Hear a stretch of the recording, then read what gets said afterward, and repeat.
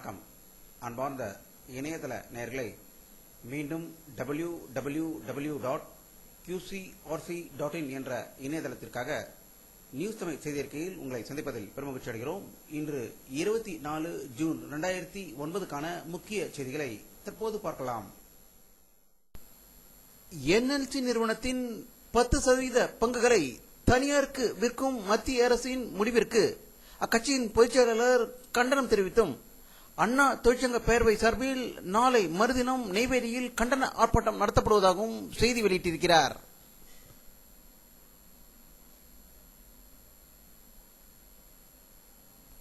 கவியரசு கண்ணதாசன் அவர்களின் 83வது பிறந்த நாளை தமிழக அரசு சிறப்பாக கொண்டாடியதாகவும் மாண்புமிகு செய்தித்துறை அமைச்சர் திரு பருதி இளம்வழுதி அவர்கள் கண்ணதாசன் சிலைக்கு மாலை அணிவித்து அஞ்சலி செலுத்தியதாக சென்னையிலிருந்து செய்திகள் வெளியாகிக் கொண்டிருக்கிறது.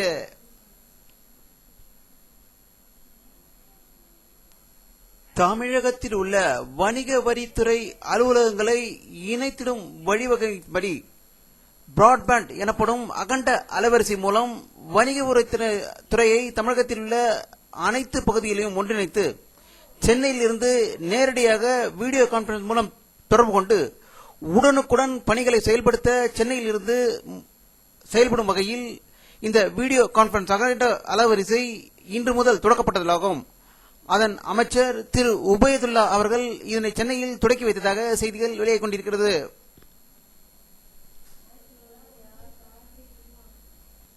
இந்தியாவில் உள்ள நக்சலைட்டுகள் மாவோயிஸ்டுகளை ஒழிப்பதற்காக இந்திய துணை ராணுவத்தினர் ஒரு போரை தொடுத்துக் கொண்டிருக்கும் வேளையில் அவர்களை தேடும் பணி காடுகளில் கடினமாக இருப்பதால் இஸ்ரோவுடைய சேட்டலைட் மூலம் அவர்களை தேடுவ வேண்டும் என்று அதற்கு இஸ்ரோ ஒத்துழைப்பு அளிக்க வேண்டும் என்று மனு அளித்துள்ளதாக டெல்லியிலிருந்து தகவல்கள் வெளியாகிக் கொண்டிருக்கிறது.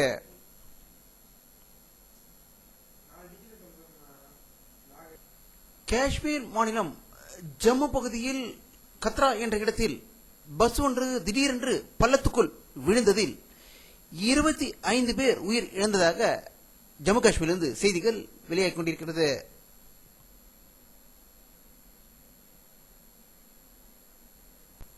உயர்கல்வி சீர்திருத்தம் செய்யப்படுவதற்கான கமிட்டியின் அறிக்கையை அதன் தலைவர் பேராசிரியர் யஷ்பால் இன்று டெல்லியில் மத்திய மனிதவள மேம்பாட்டு மந்திரி திரு கபில் சிபிலிடம் வழங்கியதாகவும் இதனை 100 நாட்களில் செயல்படுத்த இருப்பதாக டெல்லியிலிருந்து செய்திகள் வெளியாகிக் கொண்டிருக்கிறது.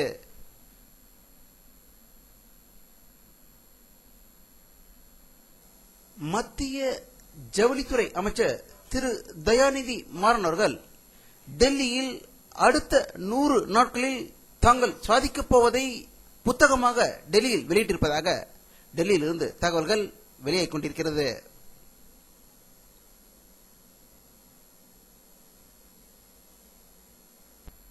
மூன்று மாநிலங்களில் புதிய கவர்னர்கள் நியமிக்கப்பட்டுள்ளதாகவும் முன்னாள் மத்திய சட்ட அமைச்சர் பரத்ராஜ் கர்நாடக மாநில கவர்னராக நியமிக்கப்பட்டுள்ளதாகவும் கர்நாடக மாநில கவர்னர் ரமேஷ் தாக்கூர் மத்திய பிரதேச கவர்னராகவும் அசாம் மாநில முன்னாள் அமைச்சர் தேவானந்த் கன்வார் பீகார் கவர்னராக நியமிக்கப்பட்டுள்ளதாக டெல்லியிலிருந்து தகவல்கள் வெளியாகிக் கொண்டிருக்கிறது.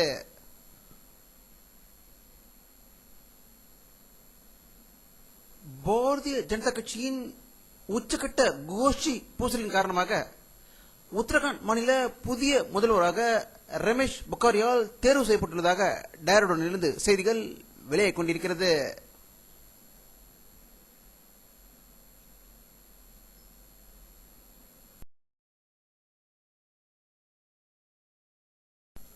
இந்தியாவில் மன்னர்கள் ஆட்சி நடந்தபோது மன்னர்கள் தங்களுடைய மந்திரிகளிடம் நாட்டில் மும்மாறி மழை பெய்ததா என்று செய்தி அறிந்து கொள்ள ஆவலாக இருப்பர்.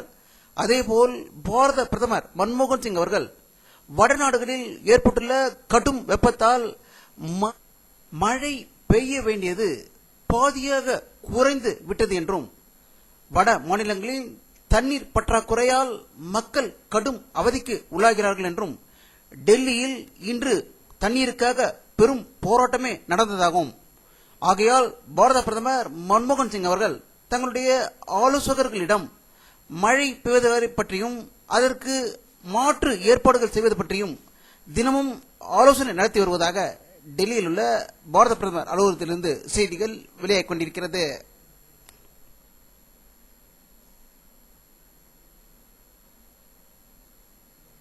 ஒரிசா மாநிலம் பூரி நகரில் 12வது நூற்றாண்டை சேர்ந்த ஜெகநாதர் ஆலயம் உள்ளது.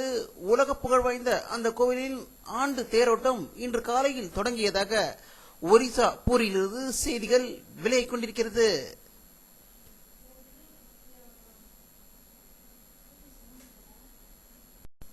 யுனெஸ்கோ வெளியிட்டுள்ள ஒரு செய்தி அறிக்கையில் ஆப்பிரிக்க நாடுகளில் ஆண்டுக்கு 40 லட்சம் குழந்தைகள் உயிர் இழப்பதாகவும், உடலில் ஏற்படும் நோய் மற்றும் சத்தான உணவு கிடைக்காததால் இந்த குழந்தைகள் உயிர் இழப்பதாக ஒரு அதிர்ச்சி செய்தியை வெளியிட்டிருக்கிறது.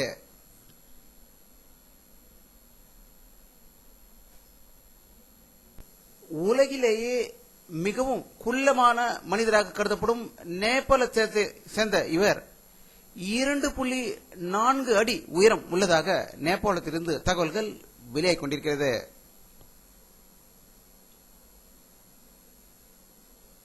அமெரிக்க அதிபர் திரு பாரக் ஒபாமா அவர்கள் வரலாற்று சிறப்புமிக்க புகை பிடிக்குவதை தடுப்பதற்கான சட்டத்தை ஏற்றுவதற்கான கையெழுத்தை அவர் வெள்ளை மாளிகையில் கையெழுத்து இட்டிருப்பதாகவும், இவரும் ஒரு காலத்தில் புகை பிடித்து தற்போது அதனை நிறுத்தி இருப்பதாக நியூயார்க்கிலிருந்து தகவல்கள் வெளியாகிக் கொண்டிருக்கிறது.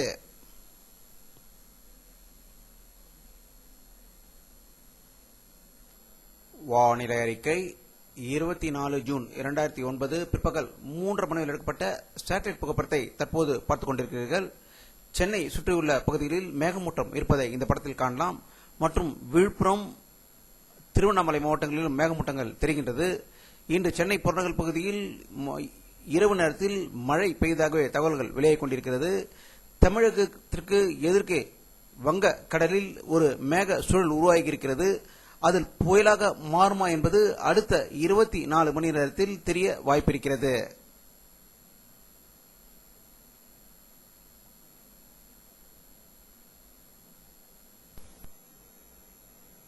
இத்துடன் இந்த செய்தி அறிக்கை நிறைவடைகிறது.